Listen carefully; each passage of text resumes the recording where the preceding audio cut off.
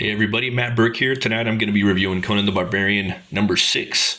Been a little bit under the weather this week. It's been kind of crummy, but now I'm on the upswing, so got a chance to read this. Was really excited, got to dive into it, and here we go.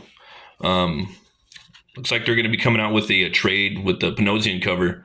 God, I love Panosian's art, man. It's just killer. It just really, it's like he's like an artist. People say, and I kind of get what they say. It's all of his rendering and inking and all the little cool things he does. And he's been an inker in the industry for a long time, and he's really starting to shine through.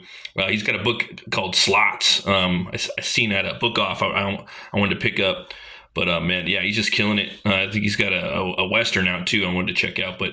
Anyways, he's been killing on these covers too, and this is going to be the first 4 issues with I think Robert De La Torre's art, and we're going to pick up from where the last issue left off, and so if you haven't read the last issue by now, we're definitely going to spoil some stuff. I try not to spoil stuff in this reviews, but I will sometimes, so be warned.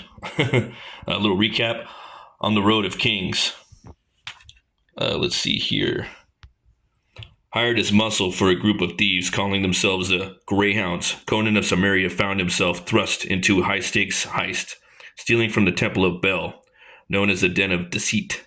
After infiltrating the temple disguised as corpse bringers and making fresh corpses of the guards therein, the Sumerians' band of rogues located the score they sought, a jewel known as Tarim's Touch. But on discovery of the treasure, Conan recognized the jewel as a shard of the dread Blackstone, or dreaded, and urged his fellow rogues not to touch it. But touch it they did, unleashing malevolent specters. So it looks like they're still, up here in Shanzadar. I love saying these words. Man, Howard, he was just like a killer, historian and, just like an archetype. There's really no one that's going to be like Howard. We had Russ Leach on the show last night. He was talking about his book, The Shadow Kingdom. I'm going to put a link in the description for that.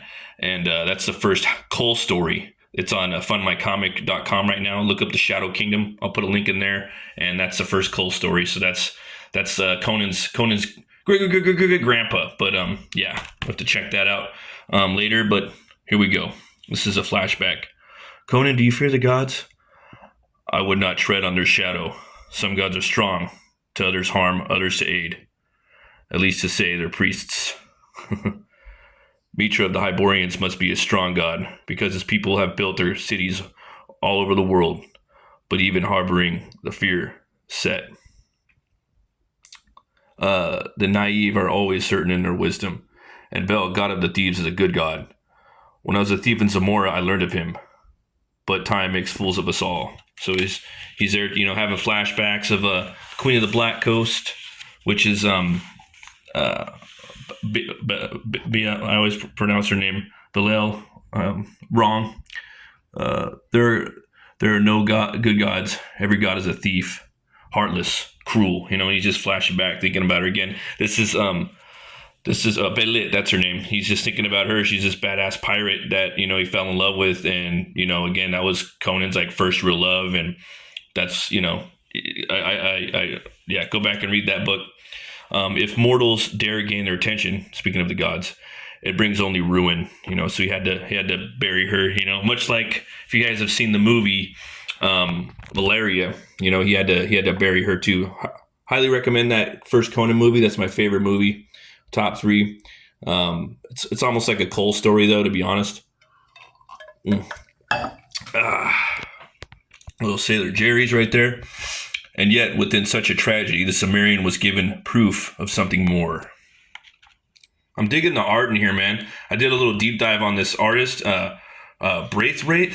I can't pronounce his name really, but yeah, he's got like a Guinness Book of World Record. He's like one of the fastest artists. But his art, if you just look at it, it looks dope. I love the colors in here too, man. It reminds me of Return of the King when Aragorn and everybody, they go and they wake up those dead kings to fight. And I just loving this book. I'm really loving it. So far, this is, one of my favorites, actually. The story's killer. Proof of the nether-laden realms and life of beyond death. So this is what happened, man. They touched the stone and they woke up all these scary spirits right here. Thrice Marked for Death, Part 2, The Cursed or Cursed. I love how they're putting the names down in here too. Diabolical Doug Braithwaite, Dangerous Diego Rodriguez, Righteous Richard Starkings, and Merciless Matt Murray. What do we got here? An impossible chill sweeps through the storm. Sweeps through the room as the specters are unleashed in the study tower of Bel's blessed den of deceit. Touch the vessel and forfeit. Their target, 4 foolish thieves whose ambition was has outstretched their good fortune. Kamal is frozen with fear, but Conan's instincts keep him just out of reach for now. Get down, you fool. Forfeit your flesh. Mother of Mitra. So they're all just running around. This locksmith guy right here. Griff, the lockspringer, is now Griff, the lock-limbered, bound by the gaze of the ghastly form swirling around him. See, yeah, I'm loving this shit. The spirit plunges its skeletal hand into the rogue's chest, and it strikes like frozen fire, burning within cold that will never leave him. Flesh, girl, give us your flesh. Not a chance. He's just running off. Give it or we'll take it. How in hell's light do we hurt them? Spirits, maybe something. Gods. Man, that thing, look at that. That's fucking huge, man. It's a straight up giant. A giant demon spirit. Through speed born and adrenaline pounding fear, Kamal launches a pouch in the air. Conan, cut it now. Conan cuts it. Silver! Takes him out. So he's fighting these spirits. These guards are waking up. They're coming, running down the hall. Invaders! You just got hounded. With the speed and strength of a lion, the Cimmerian pummels past the second unlucky man and sending him sprawling. So they're bouncing, they're running. Loving the art in this one. Yeah, man, killer. And I like how they're inside this. It's like a heist. It's almost like a Guy Ritchie thing. You know what I mean? They're trying to steal the stuff. That's how I kind of thought the last issue was a little bit. And yeah, this one's paying off. Like they set it up and they paid it off. The spectral guardian passes like a gale wind, leaving lifeless guards with frozen organs in its wake. The Temple of Bel is a twisting fortress in daylight, and here, in darkness, it becomes even more labyrinthian. With the howl of deathly spirits echoes through the halls behind them. There's no time for the strategy of stealth. So they're running. Another door buckles under the boots of the steel-thoned Cimmerian. So they come in here, and then you have all the followers. And right here, there's too many, Conan. Not for Conan. Oh, she's already jocking. He's just doing his thing. He's doing his Conan thing, and she's already double page spread. The last book had the double page of just the temple, this fortress that they're in, and whatnot. And I thought it was a little kind of disappointing. This is not. So this book is already like an uptick from number 5. Look at that dude. He just gets this fool, chops this fool's face, and his hand at the same time. Then he squeezes this fool's chin. I don't know if he's like popping his nose or what, but he's like just popping his shit like a zit, or even like a super zit, all while kicking all their ass at the same time, just taking on a crowd. This is what I'm looking for. You got the hand in the foreground, just really blocking it in, zeroing it in, keeping the focus right here. Colors in the foreground are dark, all the different colors,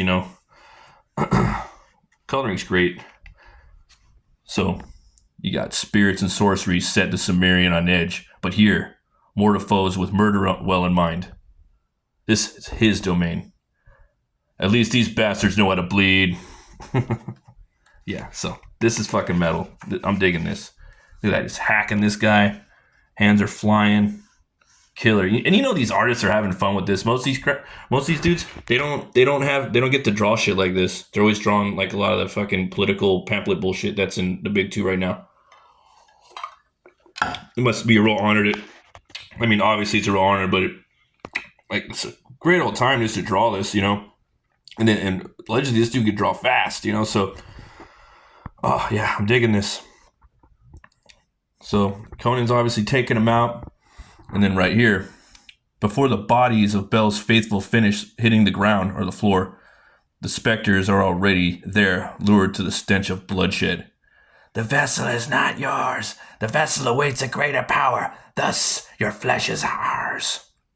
With grief in his arms and no Conan to save him, Kamal is easy prey. So, damn, man, he gets it. Chandra, weary from the chase, is also caught by cold claws. Yeah. Look at you. Slaying as sure as any spirit of death.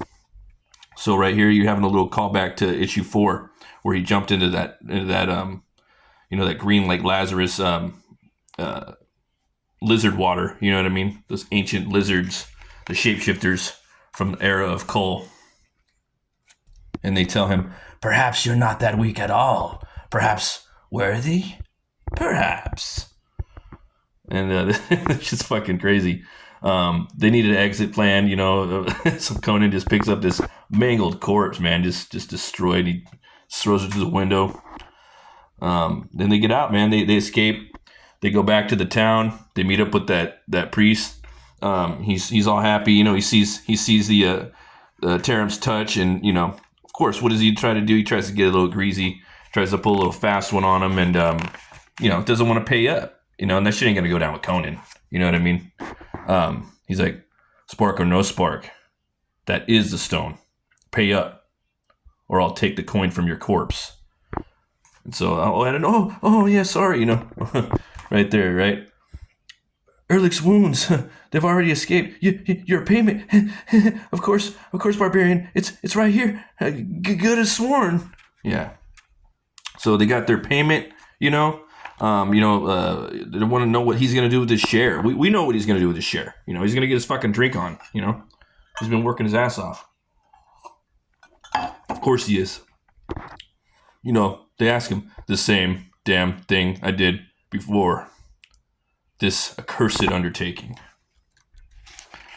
This is party. You know what I mean? This is a good splash page right here. He's drinking it up. You know what I mean? Again, this issue is a massive. It's like night and day compared to the last one. Last one was cool, but damn, this one's just way better. Drink by Phil. So he's drinking, and then he's having his cheers, but then a couple beers in, he's thinking of Baylit, and he's having the flashbacks. He's thinking of her, and then she's obviously like in the last few pages, she's been crushing on him. He just kind of does that. It's just a fire that burned within his core, now lost at sea. She's crushing on him, and they hook up. And something else happens, and I'm gonna leave it like that. So I'm gonna spoil 80, 75 to 90% of the book, but not the very end. I'm trying to leave it the very the last little thing for you guys, that way you guys can kind of read the book, because they're fucking dope. But I'm gonna give it to you mostly so you guys don't have to buy it. This is cool right here. It kind of goes into Tower of the Elephant, which is awesome book, man, and it even has some H.P. Lovecraft influences in there. I encourage you guys to go read the book, comics, whatever you could find of Tower of the Elephant. It's a big inspiration for a lot of people. For me, was definitely for my Butch Cleaver 2, the second half of the book, where he's basically having to travel like a tower, just going up in the tower. There's always something for me, for the main hero, in my case, my character Butch Cleaver, he has to travel and go through a crucible of different villains, and that's kind of what Conan had to do in Tower of the Elephant. And it's also, you see it in modern movies right now. They name a couple of them, but they didn't name the Raid, and they didn't name Dread. And you think of the Crow. Eric Draven has to go fight Top Dollar. He's got to traverse the church. Michael Keaton, Batman, he's got to go to the church. He's got to get to the tower. He's got to fight Nicholson. It's just, even me, man, I love that whole story where you got to climb this tower. You got to climb this castle. You got to get, the dude's got to get up there. And it never gets old. They're back to Chainmail right here. I love this Frazetta piece right here. That's the granddaddy, I ain't gonna lie. He's one of my main influences too. And this cover is for next issue. They're sporting. That thing looks badass. I think I got that one too. I got all the issues. I'm just, yeah. Kind of weak on the cover inventory for this issue. I was expecting more, but yeah, you got a cool one by Panosian. I would have liked that one to pick that one up. And you got the Jay Lee ones, the Gothic ones, man. If you guys haven't checked out Jay Lee's work, now he's definitely an iconoclast. But damn, so was his old '90s shit. It was just so like visceral and brutal and so much style. I actually like that one a little bit more. But his new stuff is it's really cool. It's very very artsy. But yeah, guys, give this book 2 horns way up. If you want, like I was saying earlier, if you want to check out my book, Butch Cleaver, it's a gothic horror fantasy western, and it's about a butcher who gets killed and he's brought back to life by a voodoo curse. And that curse gives him the power to control bone on a molecular level. I don't have any of the books right now, but I'll have a link in the description. You guys can go check it out. But yeah, until next time, always remember to be bold, be brave, and roll the bones to know your role. I'll see you guys later. Catch me on Saturday night, 8 p.m. Eastern Standard Time for Metal Movies and Brewskis Live. We're going to be talking everything metal, guys. See you later. Bye.